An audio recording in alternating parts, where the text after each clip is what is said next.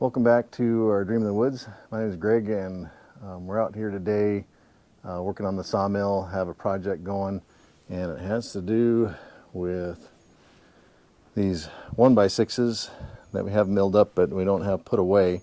And so my plan is to make one or two kind of long pallets, 10-foot wide pallets that I'll be able to grab with the forks and just have them kind of modular here, kind of store them over in this area here and cover them with tin, but be able to offload and put them on the pallet as we're milling them, just to make things a little more efficient. So I'm not gonna, I have a piece over there in the of ponderosa pine that I'm gonna throw up in the mill. It's not a very good piece, and cut it down and see what we can get out of it.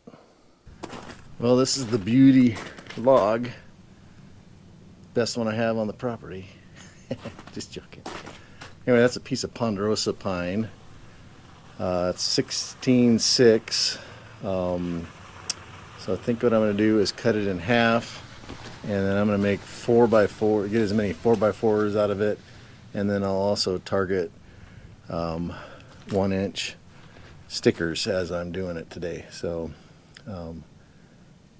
hopefully to get a pile of 4x4s out of it.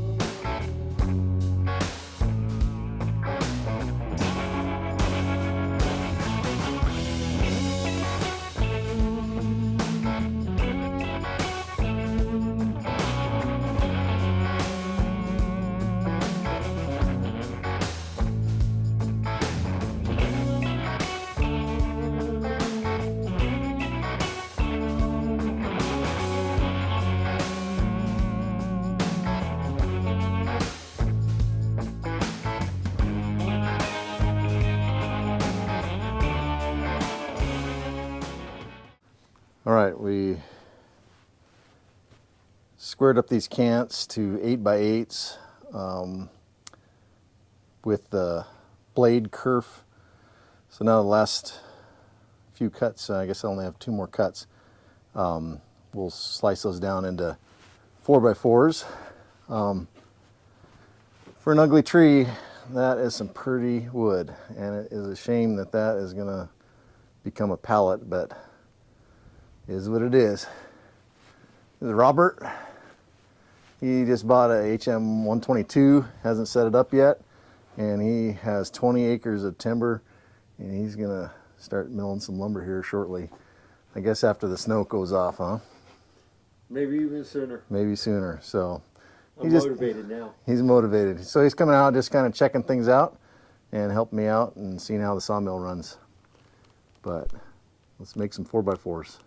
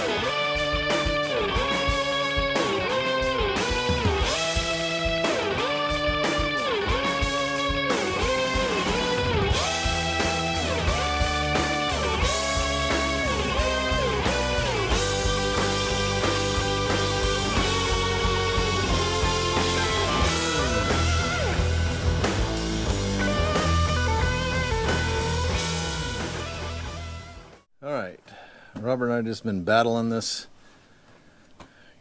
log here. The blade got pinched twice, just coming into it about 2 feet, and then the blade would stop. So it was pretty pitchy, so we went through and cleaned all the pitch off the blade and the belts. Last thing, if it does it again, then maybe we need to tighten up that power, the belt that has power to it. So we'll see if this works.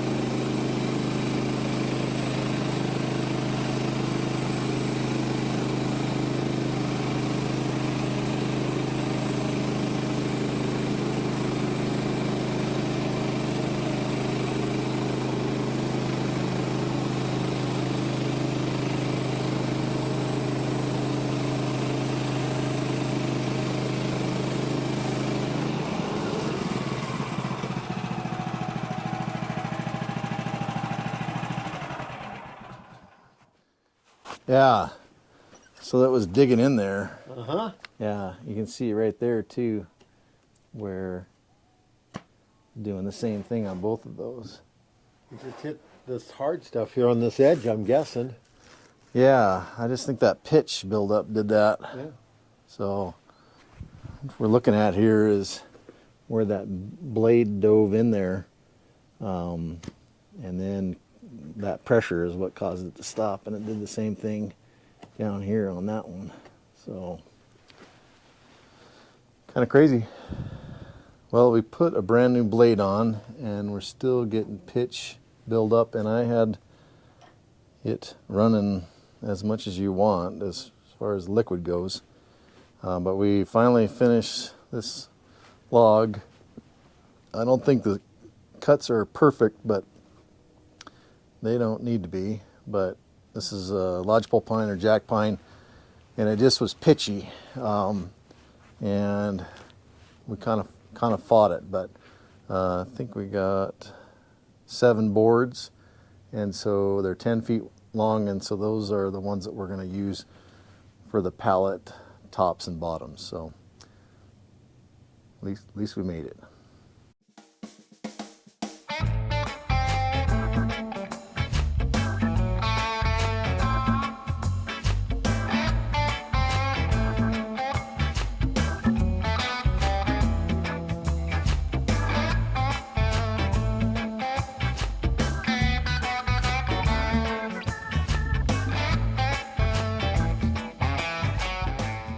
All right, I was just saying, starting out with logs in the morning, and by midday, you're starting to look like a pallet.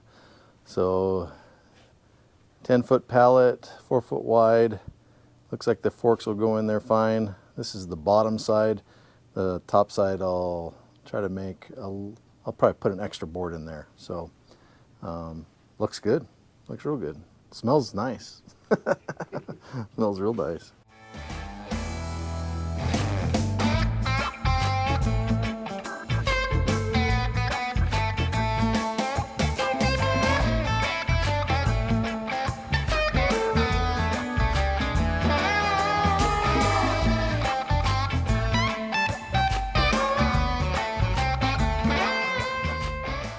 All right, first pallet done. Looks pretty nice.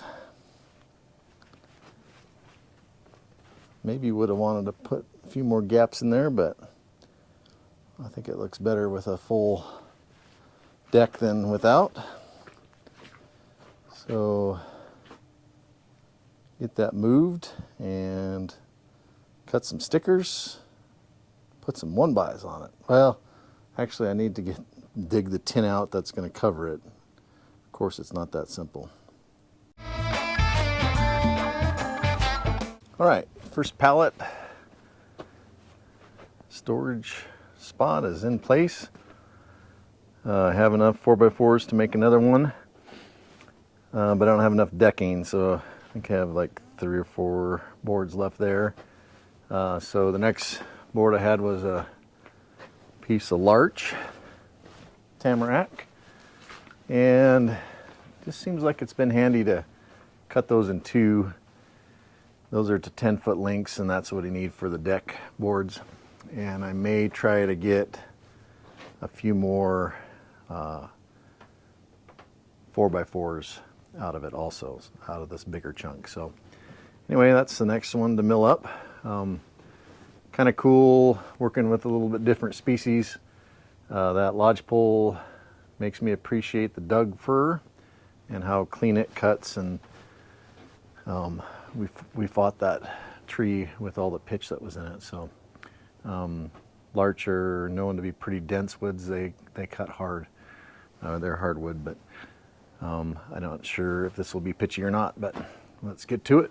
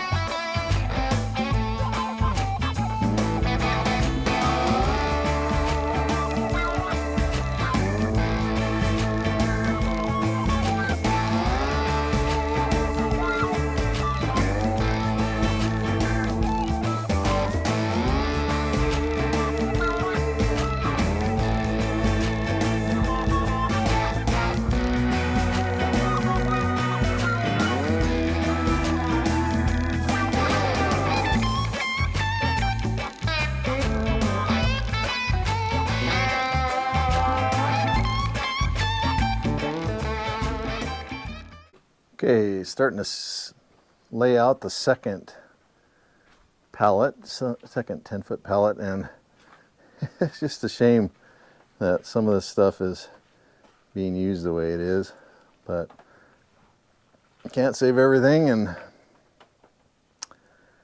in the future, save those out. That'd be some good looking stuff.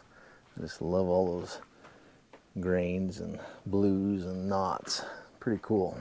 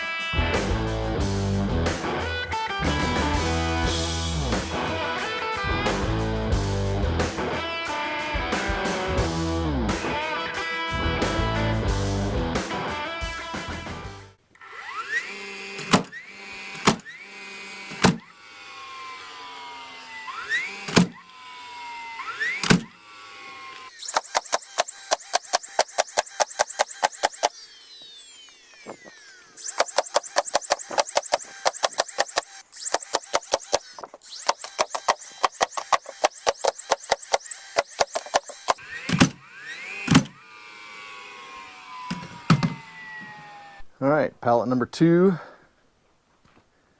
The nail gun makes quick work of that. So call that good. Put that over by the other one. Last thing I need to do is go get some tin to do covering. So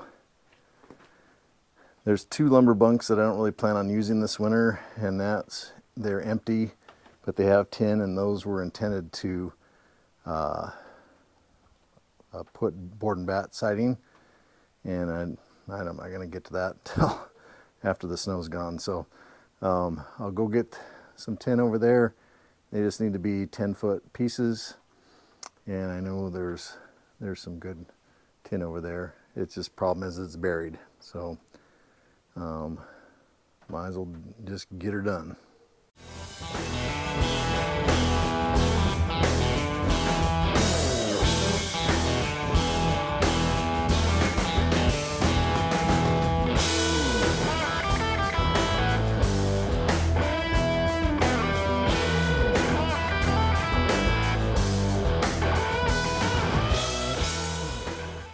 All right, well, that's the completed project. Nice convenient spot to stack 1x6s, and then I need to make some 1.5 by 8s by 10, and I need quite a few of those. I can't remember off 10, 60 or 80 of those for floor joists. So I kind of, as we can get those, it'd be convenient to stack the 10-footers over in this section. So anyway, kind of nice to take some extra logs that aren't really being used and make it into a project. I think those are sturdy, and I think they'll hold up for my uses. So eventually the 1x6s, I plan on making those into tongue and groove, so I can imagine some of those grains showing through once I put them through the planer. Maybe even a little bit of stain or whatever, however we're going to treat those. I think they're going to be beautiful. That's going to do it for today's video of getting those 10-foot wide pallets built out of some extra trees there. I appreciate Robert coming by. He was pretty knowledgeable just by watching YouTube videos, and I think it gave him some motivation. He said he was going to go start clearing snow so he could set up his Woodlands HM130 so he can get to sawing. The main thing that he commented on was the amount of sawdust that mill produces, and it's true. If I wouldn't be collecting sawdust right now, I'd have a mountain of sawdust behind the mill, and it'd have to be dealt with. So I think the bucket collection system in the bags, it's not perfect, but it does work. So anyway, you guys have a great day. We'll catch you with the next video. Make sure you hit like and subscribe.